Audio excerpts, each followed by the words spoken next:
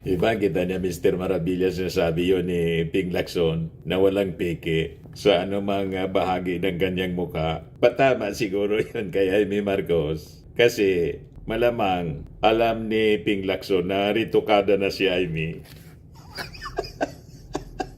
Produkto na ng salamat, salamat po doktor. Halatado naman po na piki na yung mukha ni Jaime Marcos. Kasi, siyempre, matanda na rin si Jaime. Pilit niya na pinapabata yung kanyang itsura. At kitang-kita naman po, pati yung kanyang ngipin, pustiso na po.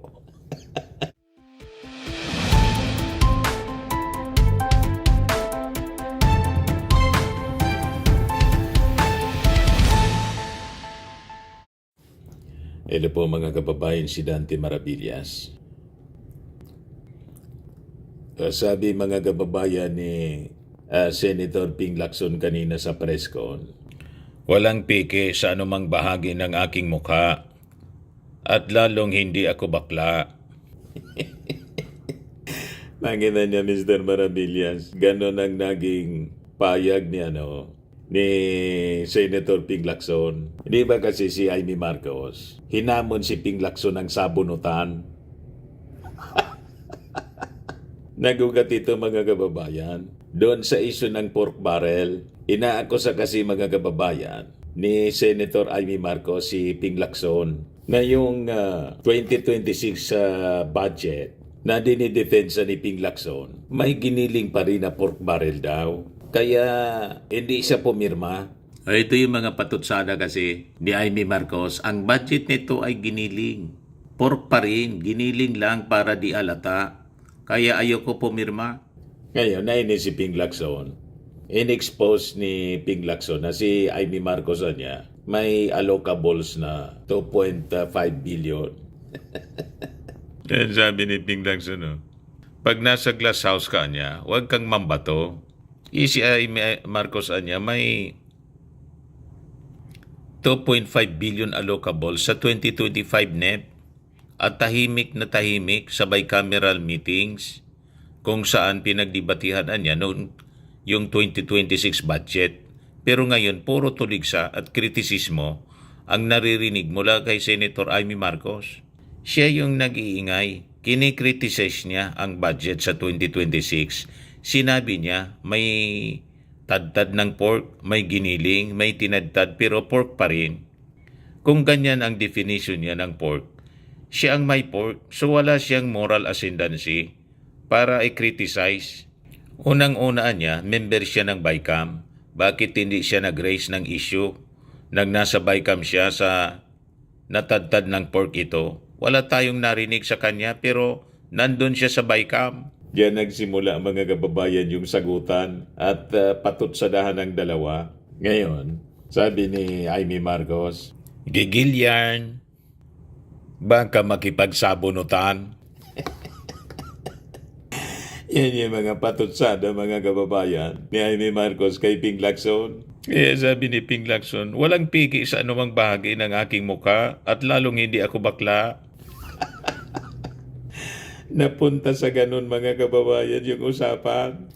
Ito, pakinggan natin. Magsabunutan daw kami. Yan ang reaction ni Senator Jaime Marcos sa issue ng di umano ay pork barrel sa 2026 GAA, allocables and her baseless insults and untruthful criticisms against the Senate Blue Ribbon Committee, which I chair. Either Senator Jaime thought na piluka yung buhok ko or she was insinuating na bakla ako. Kaya siya nagkamon ng sabunutan. On both counts, I say nothing can be farthest from the truth. Una, hindi po piluka ang aking buhok. Idugtong ko na rin na walang peke sa mukha ko. Hindi rin pustiso ang ngipin ko. My teeth are all mine. Ulitin ko, walang peke sa anumang bahagi ng aking mukha. Pangalawa, lalong hindi ako bakla. At kung iniisip ni Senator Jaime na bakla ako, wala siyang maaaring makita na macho dito sa mundo. Pangalawa, or anyway, please don't get me wrong, ano? I have nothing against homosexuals. It is their choice and I respect them for that. But as far as I'm concerned, kahit hindi ako kagwapuhan, para sa akin, masarap pa rin na maging tunay na lalaki. At tulad ni Tito Soto at Kiringo Hunasan, macho din po ako. Lalaking lalaki. Period. End of discussion. Iba, kita niya Mr. Maravillas na sabi yun ni Ping Lacson na walang peke sa anumang bahagi ng kanyang mukha. Patama siguro yun kay Jaime Marcos. Kasi malamang alam ni Ping Lacson na ritukada na si Jaime. Produkto na ng salamat, salamat po, Doktor.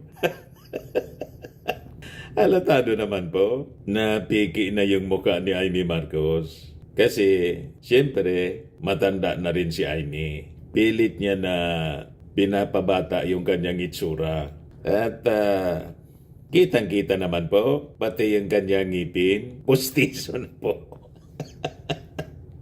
Yan kasi, sinimula ni Jaime yung mga ad hominem. Ang hilig kasi po niya sa mga ganyang patutsada. Ayan tuloy, pinatulan siya ni Ping Lacson. Ang mga ganito sana, mga kababayan na mga pananalita, hindi na ginagawa sa Senado. Kasi ang tawag sa kanila, mga honorable men and women. Di ba nakakababang puri na po? Hindi sana bagay sa mga senador ang ganitong uri na mga pananalita. Kailang sinimulan ni Jaime Marcos ang ganyang uri ng mga pananalita. Napiko na rin si Ping Lacson. Pinatula na po. Yes, sabi dito ni Jetro Bersosa, mas naniniwala ako kay Lacson dahil subok na hindi tumatanggap ng pork barrel. Yung iba, masasaktan talaga dahil goodbye pork sa 2026. Sabi ni Dennis Peralta, wala na yatang matitinong pinag-uusapan sa politikang pambansa. Wala na. Wasak na ang mga politiko sa Pinas. Ang dapat pinag-uusapan ay para sa kapakanan ng bansa.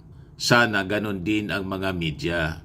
I-ignore yung parehas ng ganitong mga issue. Walang kwenta. Iyon sana po. Kaya lang si Jaime Marcos, walang tigil sa kanyang pagpopost sa kanyang sariling page. Yung mainstream media, siyempre pinipick up din kasi parte siya ng mga controversy. Yun ang uso ngayon eh. Mas interesado sa mga ganitong chismis at kababang usapan yung mga tao.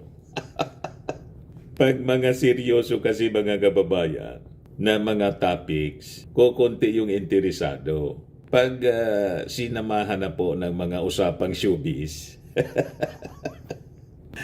mas marami po ang nagkaka-interes sa kwento. Kaya hindi natin masisisi yung media saka mga politiko. Sinasabayan po yung uso. Di ba? Kaya nakikita ninyo, talamak na yung bastusan po sa media. Mainstream and social media. Nakakalungkot. Yes, sabi ni Ricardo Almirol, dahil sa mga DDS na si Raulo ang dahilan ng lahat ng yan. Sabi ni Richard Salaras, mas bakya, mas patok daw po sa social media. Sabi ni Adela Ariola, oo nga, parang walang mga pinag-aralan, usapang basura, nakakaya. Kung sa bagay, hindi lahat ng nag-aaral natuto. Very unbecoming of a senator at sa Senado, kung tawagan pa naman, honorable. Yan nga po yung sinasabi natin, nakakalungkot. Hindi po tulad ng mga noong panahon, walang ganyan po sa Senado. Pero ngayon po, naging gutter politics na po ngayon ang uso. Lumala po yung kalagayan ng ating mundo. Ay, yan sabi ni Jaime Marcos. Hindi ko naman sinabihang bakla siya, pero napakababaw pala ng kahulugan niya sa kung ano ang ibig sabihin ng tunay na lalaki. Walang masama sa pagiging bakla at ganon din sa pagpapa-enhance ng kahit ano pa para sa sarili mo. Desisyon ng tao kung gusto niyang magpagawa ng kahit ano sa sarili niya. Desisyon rin niya kung gusto niyang sirain ang mukha, pangalan at dignidad niya. parehas siyang nagtatanong ng magkano. Bakit kasi sinabi niya yung mga ganong uri ng mga pananalita, yung magkasabunutan?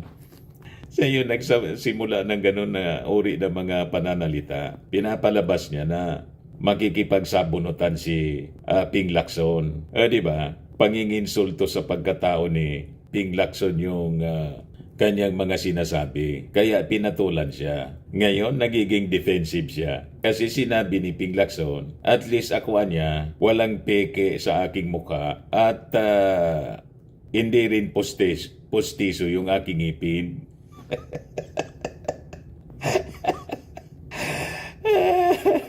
Nasaktan si Amy Marcos kasi puro peke yung kanyang pagmumukha. Pati ugali niya peke.